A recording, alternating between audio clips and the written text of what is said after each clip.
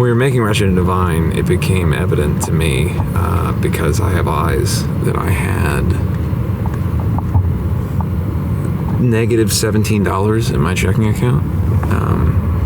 And part of that, there's a big reason for that, a lot of various things that cause that, not the least of which is being 19 and suddenly being expected to understand finances on any level. But I was also fucked over pretty heavily, and we ended up in a bad situation with some people leading us astray, and so I found out that I had no money. So we were living in downtown LA. It was the second place that Lilith and I had gotten together, and I realized that we didn't have any money, and it was the rent there was like $3,300 a month. It was a beautiful giant loft, but we didn't have, it was like a house poor situation where you don't have the money to furnish it. So I just gotten my first ever car. I have a record deal now. I'm getting a car, totally something I shouldn't have gotten. It was a V8 Dodge Challenger muscle car, and it didn't fit in any parking lots downtown. I'd constantly ding it on things because I couldn't, I was living in the city, which is cramped, right? And then trying to drive this muscle car, which I couldn't even use. And we were working in a studio, which was 2 hours away every day. So it was just burning gas. It was a terrible situation. In the middle of the night, I emailed the landlord and I was like, look, I can't pay rent this month. And so we had to find a shithole apartment in the valley. And we moved there. And I have very few memories of that apartment. We smoked inside there, which is terrible. It had carpet, and so then carpet plus cigarette butts. We were both total Sid and Nancy messes in terms of, it was the messiest part of our life. But at some point, my sister-in-law got a hookup with some dude that was making tailoring kind of basic stock Milwaukee leather jackets, and she gave me this one, and I've had it. At the time I had one that I wore for years. It was a Harley Davidson jacket that somebody gave me at a birthday party, and before that my favorite jacket was one that I left at a Hollywood, the only Hollywood Hills celebrity party I'd ever went to. It got left there. Got stolen, actually. Well, stolen is a relative term, but so I've worn this jacket consistently ever since then, and it's carried me through good and bad memories, and more recently in life, much more good than bad. But because of that, every flight that I ever take, inexplicably, I have to have this jacket as a safety blanket. So right now, it's A, too tight, B, too hot, but I'm wearing it anyway. When does the jacket come off? Any minute now.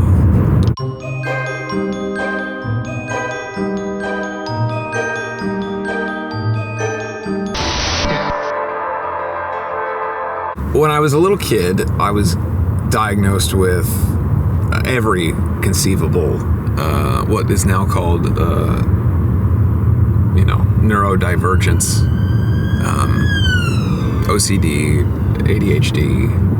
I would say that probably all of it now, if I were to go to that world, would be under the umbrella blanket of what they would call some form of spectrum or autism. Because I exhibit all of those things.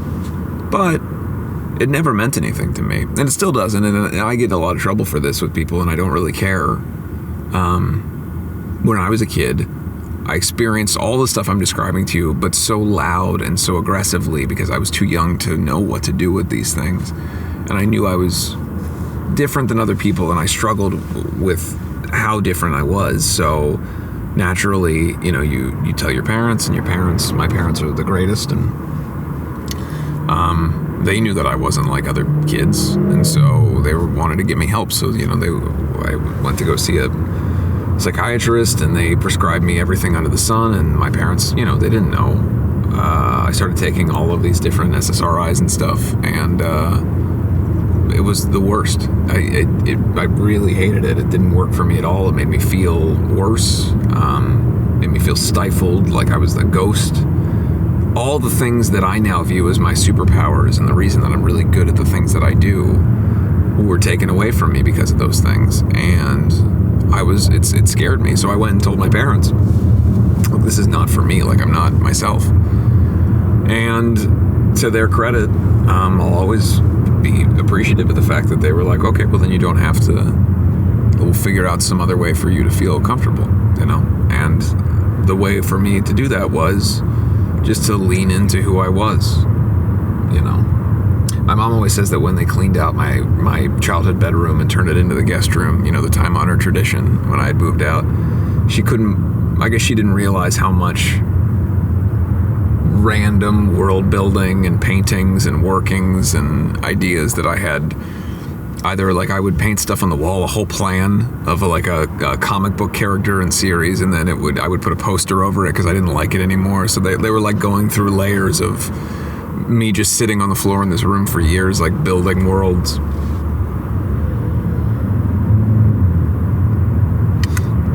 Were you building them because you were using your superpowers and just doing what came into your mind, or were you escaping something? Both. I think when you're somebody that like, when you know that you feel differently than other people, it goes one of two ways. You can either let it become a rot that makes your life worse because you feel alienated, and then by virtue you alienate yourself, or, and in a lot of cases, maybe not the healthiest perspective, but certainly the one I took, start to feel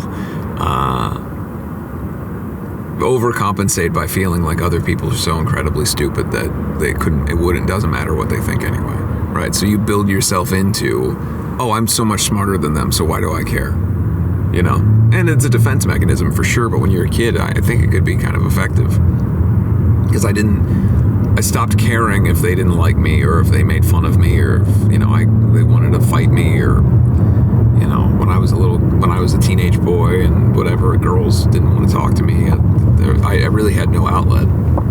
So it was just like, well, what I can do is dream of the Springsteen song, Working on a Dream. That was what I did. I worked on the dream all the time. I would say that Andy was always different. We used to laugh when he was 9 months old when he started walking.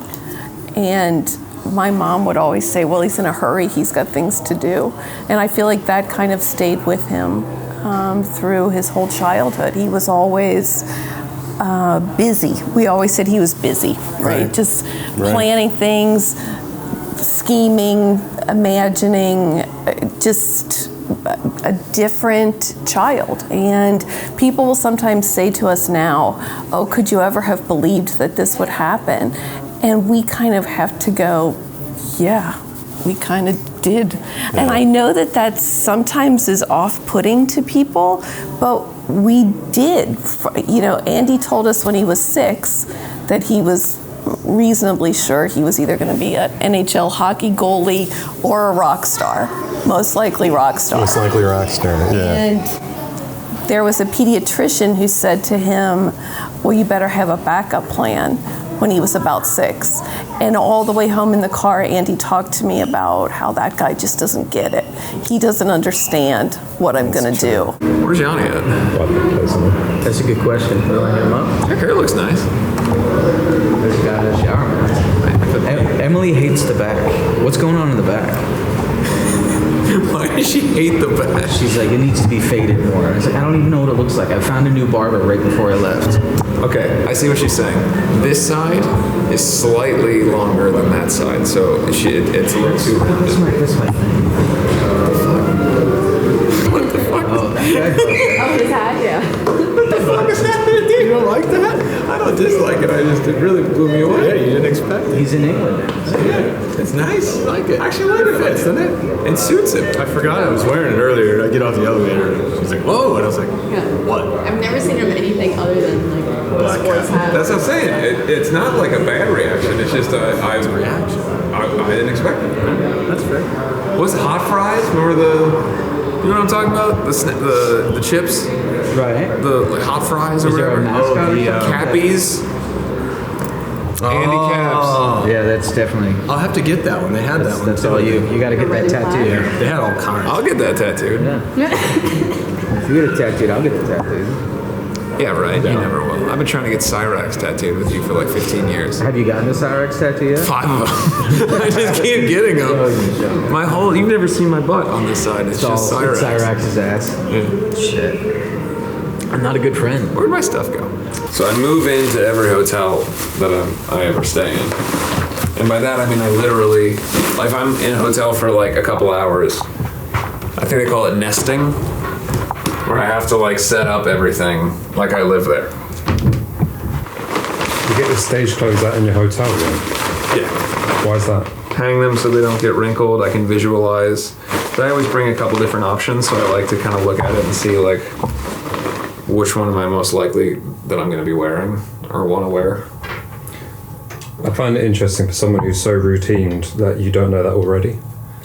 Well, I know what it's going to be, but there's like, okay, so there's a combination of like this shirt with this vest and this jacket and these pants, but then there's these pants and this. So all of this will get worn during the show. It's just in what order. So I want to be able to look at it. Plus, I like the way clothes look hanging up. I think it's like a Batcave thing. I like to have like a display. I think of it almost like that's my like, my Batcave. I always do this. Juliet always teases me because I literally move into every hotel immediately. I just like having my stuff around it. It makes me, I feel less stressed out knowing like stuff's hanging up, it's not getting wrinkled. I can see it if I know what are the state of these slacks? Oh, I know that they're kind of wrinkled. I should get a steamer. Things just sitting in bags feels weird. Plus, it's clunky. So when these bags are empty, then I'll like tuck them behind something so they're not like part of the visual of the room.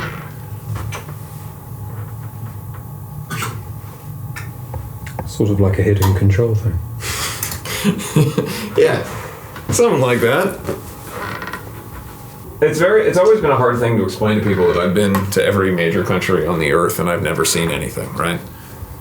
Like, it was funny, my sister-in-law's wedding was in Portugal a couple months ago, and I've been to Lisbon a number of times and figured that I knew it.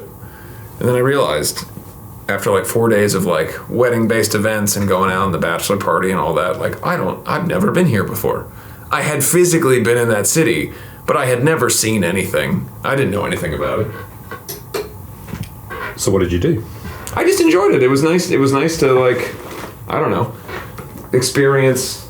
It was like the closest I've ever gotten to a vacation. Because like I said, I don't go out. I don't do anything. Did you not have a honeymoon? No, we never had a honeymoon. Is there a reason for that? Work, touring. I think I filmed American Satan like a week and a half after the wedding. It's always something work-related going on. We have to try to fit in little getaways and things here and there, but by the time those getaways that we planned come, we cancel them because something has come up, or one of us has to go on a trip, or there's a label meeting, or there's something, you know what I mean? There's just always something. Two people that do the same job, it's very unlikely that there's going to be a lot of free time. Waiting on the van, going over to John Henry's. Rehearsal day. 2, 1.5. First for me. Yeah, first for you. And yeah, should be a good day. How long have you two known each other? 2011. 13 years? 14 years? A long time. Getting up there. 14 years? 15? 17? 37 years? Yeah. I can't. 42. Not talking about some math whizzes here. I woke up and just threw my iPad off the bed on accident because I forgot to. Normally I'll close it like when I know I'm gonna fall asleep and I'll move it because I just put it on my bed. Forgot to do that. Woke up. Mom said it seems like Nando's changed their whole menu. What? What do you got to tell us about that? Did they do a rebrand? We got chicken butterfly. That's all that really matters. Butterfly chickens, we call it here. Oh yeah. Chicken butterflies flying around everywhere. Is that what I said? Hey, what's the difference between butterfly chicken? If I said, look at that butterfly chicken. Yeah. Huh? I don't know. Exactly. Actually, the only difference would be if a giant chicken. Okay, here's the distinction.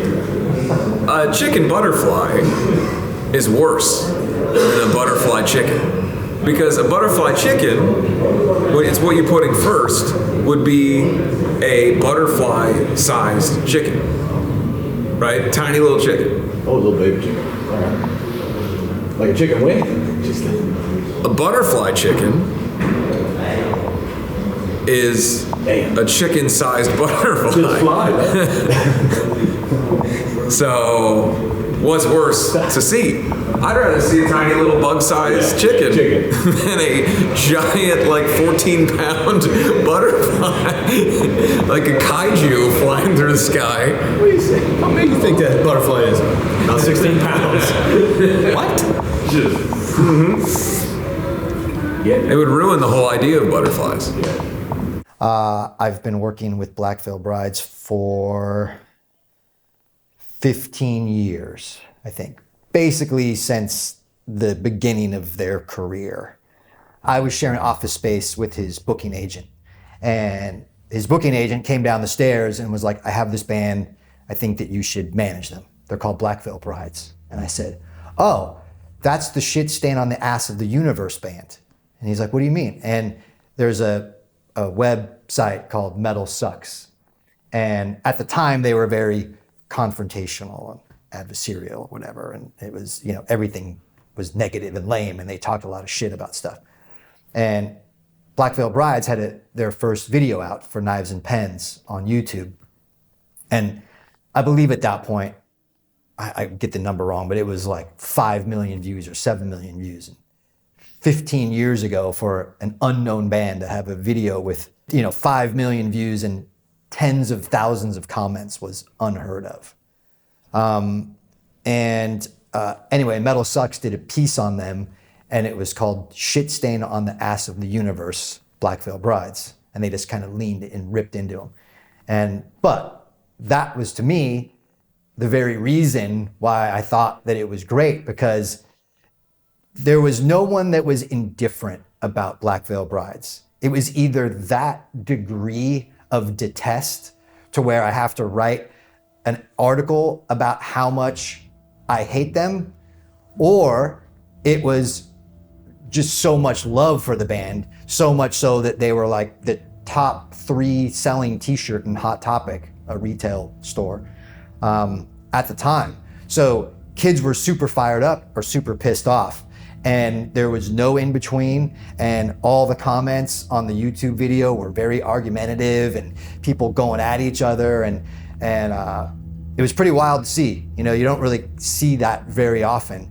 And that's the one thing that we kind of always say, is there's nothing worse than being sort of mediocre and no one really kind of caring. It's like having something at the time like that, where it was so divisive. It really kind of signified that there was a real loyal, passionate, enthusiastic fan base there. But it's been awesome. And he's an amazing person to work with. I was actually talking to a colleague of mine, and we were sort of diagnosing the ideal personality trait of someone that you'd want to work with in this business. And 2 things. 1, super high work ethic, and 2 is appreciative. And Andy has both those things, right? He gets up every day and all he thinks about is Black Veil Brides and Andy Biersack and what needs to happen, what the next move is, what the next look is, right? All that. And then super appreciative. Like tonight he'll be up there and he'll thank everybody for providing him a career for the last 15 years. And as kind of odd as it sounds, like those 2 things put together in one person in this business are rare. Not that there's anything incendiary that we would say, but feel free to say whatever outlandish thing you want with Sturge. If you think of something terrible, just call everybody like whatever you want. Whatever you want to do, you can do it. Black Veil Brides new documentary. Like, whoa, gotta see this. Wow. Yeah. I'm at least gonna watch a few minutes. Yeah. Hey, you know, I was going through my phone the other day, and I came across the picture of your ass on the on the shower door. Oh yeah. Yeah, that was a good one. Yeah, and I couldn't remember. Did you intentionally place your ass on it? Well, yeah. It was after we were like, he's like, "Can you guys see me in here?" We're like, "Yep." So they had the door installed backwards. Yeah. But you intentionally pressed it on the glass. I did. Because I was sitting there thinking, I was like, is this how he showers? No, I didn't know you guys were shooting a photo though. Well, You guys just started laughing. As soon as I got in the shower, you started laughing. So and I was like, can you guys see me or something? And you were like, no, you're fine. And I could tell you could see me. So then I put it on the glass for like 1 second. And it happened to be right when you shot the photo. Slap sauce. You I'm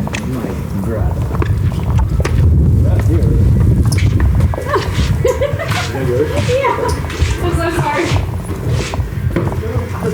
Hello there.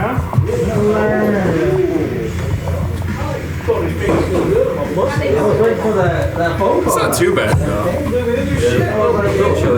Yeah, once we're playing though. That looks awesome. Yeah. So good. That looks insane. Oh, dude. Double baked creamy mashed potatoes. Oh, don't get me started. So good. Get me started with that. I woke up at 5:30 this morning. I was just like, Hey, that's not bad. come on, go back to sleep. No. I didn't go to sleep till 6:30. Oh, you didn't go to sleep until 6:30? I woke up at 5:30 and then it was like 9 a.m. and I'm like, dude, I gotta sleep at like 11, woke up at 9. That's perfect. Yeah. I'm like, I feel great today. yesterday, I'm all. I woke up at 6 and I was like, oh, good, my schedule's good. And then last night I was like, well, today Well, maybe we could do just the other head. I have the Kevlar on the concrete, but Or we could just use the concrete snare. I think this one's I do like this one. Yeah. There's no hooks on it? Stuff to like tie it every time? Yeah. So, I don't know if you can see this. This finger, I can't really bend this finger right here. So this finger broke me trying to get Andy out of the crowd at a show, like in the early Black Veil Brides days. So in the early days, we're playing a small show, probably about like a 5-foot stage in Arizona, and there's no barricade. So they get a hold of Andy's clothes and they just pull him in. And his fans have a hold of his hair. Like probably 4 or 5 fans have fistfuls of his hair. And he can look up at me, but I can't see anything else besides his face and his hair being pulled. His body is somewhere in the sea of people, and he just mouths like, help. So I have to, I'm able to get almost everybody's hands off of him. And while I'm doing that, they're like ripping, like bandanas tied on his belt loop. They're ripping those off. They're ripping his shirt, so his shirt's slowly coming off. And they're going for his boots, which have bandanas on them. They're trying to get his boots off. Like, it's a fucking disaster. But I have to do the what I do with my kid. Like, this little piggy went to market. This, I'm just doing the piggies, trying to get this girl's fist off of his hair. And she comes back with a vengeance and just takes my finger and just breaks it. And I'm like, ah! And I pull Andy out, and he's just like almost like a naked born baby. And got him on stage, and we had to get him a shirt from the merch table. He looked ridiculous when we pulled him out, too. Well, that always happened when I'm not there, when I wasn't there. It's like the second song of the show. It's just like pulled in, and yeah, it's that person whose hand I pulled off. Did that. And I like to play drums, I'm a drummer, and not as good with my left hand as I used to be, thanks to some jerk in Arizona. John, show your knuckles. FP. Do you know what that stands for? Front poop. So a we. What? A we. No. No. Front poop was what we used to call what my genitals look like in the leather pants I used to wear in the early days of the band. Why don't you just stand up and give them a good bunch up and show them? And so before I go on stage, like you took a poop. We would be playing clubs, and I'd go on before I come out of my leather leggings. I would go to John like, how's the front poop looking? Because we didn't want it to be too aggressive. Yeah. So we would do an FP check before every show. Poop check. And so we got FP tattooed on our knuckles to commemorate. This is also, I think you guys had like maybe you had some kind of discount at Hot Topic and you were exclusively wearing those Hot Topic Miley Cyrus. They weren't Hot Topic, they were Walmart Miley Cyrus, and there was no exclusive, we were just poor. Okay. So we shopped at Walmart, and I used to wear on stage. In fact, I wore them at our first ever Download performance. Miley Cyrus branded Walmart teenage girl leggings. But basically body paint. Look at that, you got it. So when you hear the click noise, that's when it works. So just turn it on. Oh, you did? Yeah, it's in there. In my hotel. I should take a pair of sticks. Cool. Cutting Temple of Love for time. Okay.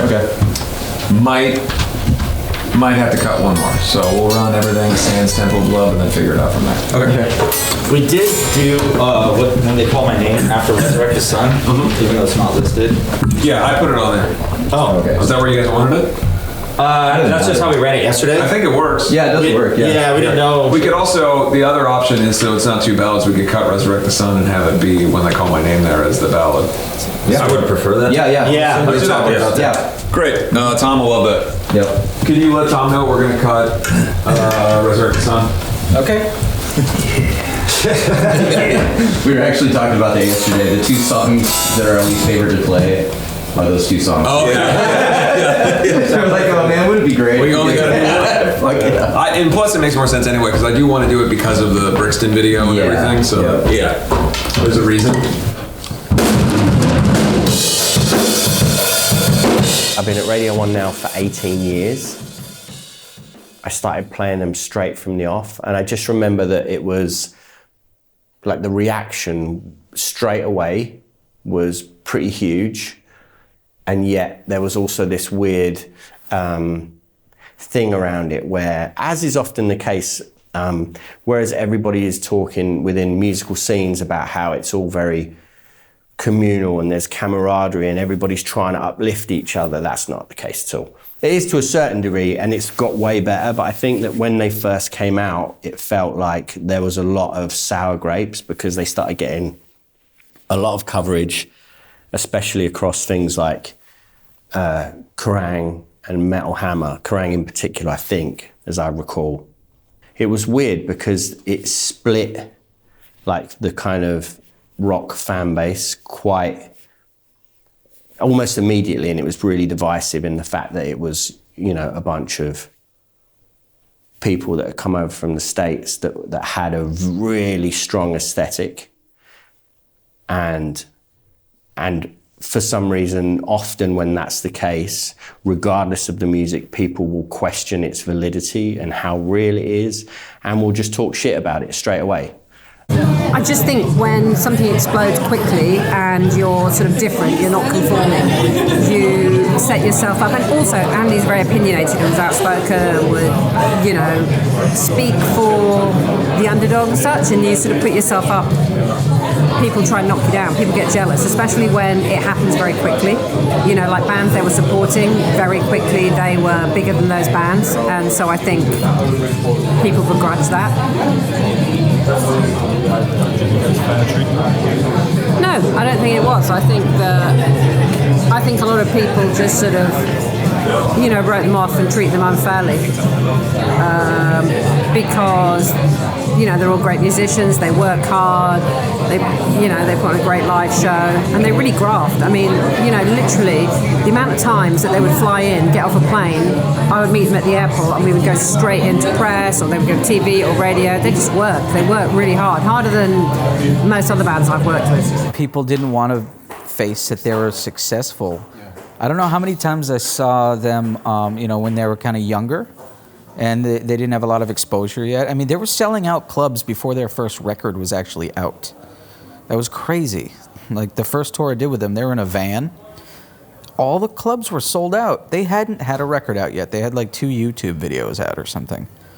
And that to me was wild. And the promoters, I would have gone through these clubs previously, so it'd be promoters I had a existing relationship with.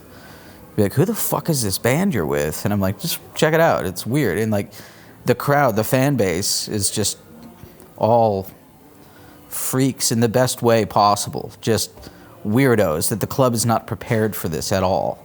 You know, just like this leather chain, piercing, dyed hair, just gnarly looking, awesome people where the security is like, what is going to happen tonight? Are we going to get killed? And yeah, it was always a good show. But eventually those bands that are making fun of them and talking shit are then like, but I'll open for you, you know? Like, fuck that band, but I'll gladly play in front of your giant crowd. It was a real rite of passage for him. But what's honorable about it is that he just flipped everybody off with it. And he got bottled at Download, and it was a real rite of passage. And anybody else with thinner skin or less of a chip on his shoulder or less of a vengeful need to prove people wrong, they would have just caved at that point, right? And they would have just cowered and not know what to do and second guess themselves, whatever. But I feel like for him, that was what was supposed to happen. Like that was the moment that he needed to get through and prove to everyone that, yeah, bring it on, you know, give me what you got. And since that point, it's never happened again, you know. And does he never get tired of that? What do you mean? Constantly trying to prove people wrong. I don't think so. I don't get tired of it. What happens when he gets to the stage where he's proven everyone wrong? Yeah, I don't think that can happen. It's confrontational by design, and it's good. It's good for those types of things to happen where we're getting under people's skin, right? We're creating some type of feeling, good or bad, and that's not an easy thing to do. And yeah, I mean, look, I mean, there's definitely been moments to where we've had to keep the train from rolling off the tracks. Look, I don't think the guy wants to be hated. That wasn't the goal. The goal wasn't, let's make some music and put together a band that I'm gonna put out there and for a bunch of people to take giant shits on. That wasn't the idea. I think that if given the opportunity, he probably would like to have not have been referenced as the shit stain on the ass of the universe, right? But he accepted it for what it was and acknowledged that, man, you know, got to break some eggs if you want to make an omelet. As two parents, especially when they're on the rise, before they're playing the Wembleys and whatnot, do you ever think this is worth it? I can't say that we ever said, is it worth it? I do remember having physical symptoms of stress where, you know, it's the fight or flight, and it's real. Somebody is really threatening your child. And I can remember us both talking to each other about how our hearts would beat faster, we'd have sweaty hands, standing either in the crowd or on the side of the stage. But I think you have more of the defiance in you, and you could sort of bond with Andy in that way that I don't really have, but I can't say that we ever thought, oh, this isn't worth it, just get out of this. I don't think that we ever had those thoughts. No. Because we believed in him. Right. There was never a point where we thought he should not do this. Yeah, I don't remember ever. We knew that he was, you know, the old adage, if they're not clapping or they're not booing, then nobody knows who you are. You know, there's got to be some reaction to whatever you're doing, good or bad. Throughout their entire early years of the band, it was other bands who were not happy with the fact that Blackfield just blew up like that all of a sudden. Those bands didn't have any idea how much crap that Andy had, and even the other guys in the band, because I was there at the original tours in 2009, 2010, how much crap they had to endure just to get to that point where people thought, oh, they came out of nowhere. They're a Hot Topic band that was manufactured. They didn't realize how much stuff these guys had to go through, and in particular, Andy, to get to that point. I do remember one thing. Andy would always stand up for himself, though. He never backed down, which got us into some pretty hairy moments. But there was one, so on Warped Tour, they're on main stage one year. While you're playing on one stage, the other stage is setting up. And I can't quite remember what band was on the other stage, but it was a much heavier, like, hardcore metal, whatever thing. And their fans are mixing like in with the Black Veil fans. The stagers are kind of doing this, so the crowds at some point kind of mix, and everybody over here is flipping off the Black Veil stage. Andy has a wireless mic, so he just runs off our stage and then goes and runs onto the other stage with his wireless. And that band's crew is just super confused because this dude ran on, and he's on their stage flipping off them, singing while Black Veil's playing on the other stage. I remember thinking, like, that's pretty brilliant, man. That's really funny. I remember thinking, this is what I got myself into? No, those were some wild days. Why do you think he did that?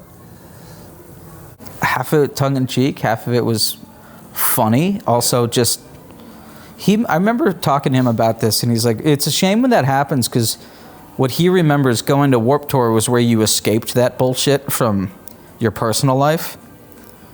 So to see it happening on Warped Tour again was just, he wasn't going to stand for it.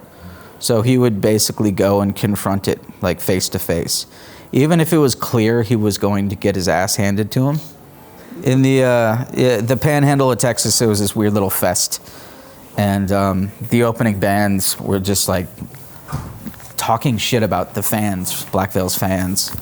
And so Andy on stage talked shit back about them, like called them all out. And then when we got off stage and we went out back to load up the gear, the band now needs to fight. So Andy's like, okay. And, there was a tussle for sure. It was stupid. Were you there for that? Oh, yeah. What did you do? I got in the fight and pulled him out. Andy used to jump out in the crowd almost nightly from some heckler, and I specifically remember, I think we were playing in Salt Lake City. I can't remember what the venue was. It was probably like 12 years ago. And I was in the middle of a guitar solo, and I get hit in the face with a water bottle, like somebody threw a water bottle on stage at us. It hit me right in the face. It kind of like jolted me, but I didn't miss a note, kept playing, and I just see, like in my peripheral vision, Andy's just like flying into the crowd to go like fight this guy or something. I don't know if he actually fought him, but went after him.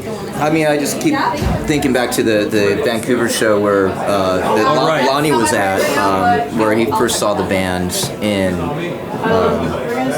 We had this guy Jeremiah who was working as our sound guy, and like, well, anyway, Andy he went out in the crowd, and I like, there's just some heckler, but I mean, this happened like almost nightly. That somebody would be heckling, and he would call him out, and he would just go out in the crowd, and that was just his instinct, was to go fight him.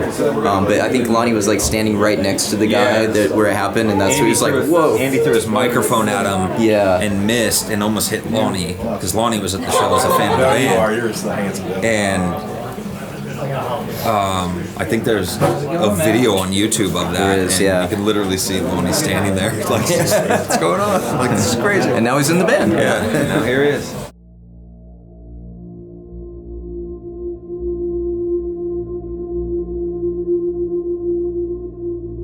I've heard so many stories over the last few days about how you like didn't give a fuck and you jump in the crowd and take people on. The instinct to me suggests that's an element of defensiveness. yeah, I was an insecure kid who didn't know how to deal with anything. I was very limited in my social experience. And I couldn't believe that people were so mean for us just doing something that we wanted to do. To write songs and dress up in, makeup and costumes seemed like such an incredibly inoffensive thing. Why did it elicit so much anger? Why did bands want to drop off of tours just because we were on it? It enraged me as a kid. Why would someone come to a show where there's a 19-year-old on stage trying to live his dream and flip them off and yell at them and harass them during that? It never made sense to me. I'm an asshole like anybody else, but there's a certain level of asshole that I was not able to suffer as a kid. I've gotten better at it. I can laugh it off now. But between the insecurities and the confusion and the absolute disagreement with the premise, it was very hard for me to deal with that stuff, especially when I was young. And so other people view it as badassery or, oh, he didn't give a fuck. But the honest truth is, I gave so much of a fuck that I couldn't handle anybody not liking it, or at the very least, not just shutting the fuck up and letting me do it. It hurt me. It hurt me to feel, once again, here we are again. It's somebody throwing something out of their truck at me on the street as I'm just walking by. Or it's people accusing me of shoplifting when I walk into a store, when I'm the kind of kid who doesn't want to, kill a bug in the house, and I'll take it on a paper towel. I would never shoplift. Literally things like that would happen every day. But now I've got this microphone, and I'm the same age as a lot of our audience. And what if this galvanizes everybody? What if this shows that the things I'm saying in these songs and the way that I act, I mean it. I'm not your other heroes who are 28 years old and singing songs to you about being in high school and your first love. I am you. I'm young like you, and I'm flawed like you, and I don't know anything about the world, and I think I know everything, and I'm sincere. And I guess on some level I thought that taking that to the logical end was also part of my job, to defend not only the audience, but myself, as often as I could.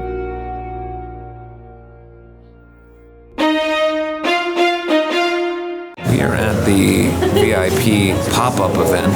I might have to leave the country and come back because my passport didn't get stamped. I'm going over here and you gotta come with me. I haven't heard from you in years. What's going on? We're leaving the hotel. We were headed to Dr. Lisa's place. I always imagined something like this would happen at some point. That's why I kept all of it. I'm very self-aggrandizing. That's what he looked like when you met him. Hey, that's crazy. How did they do that? Biggest headline show of my career tomorrow. My voice is shot. That's a wrap.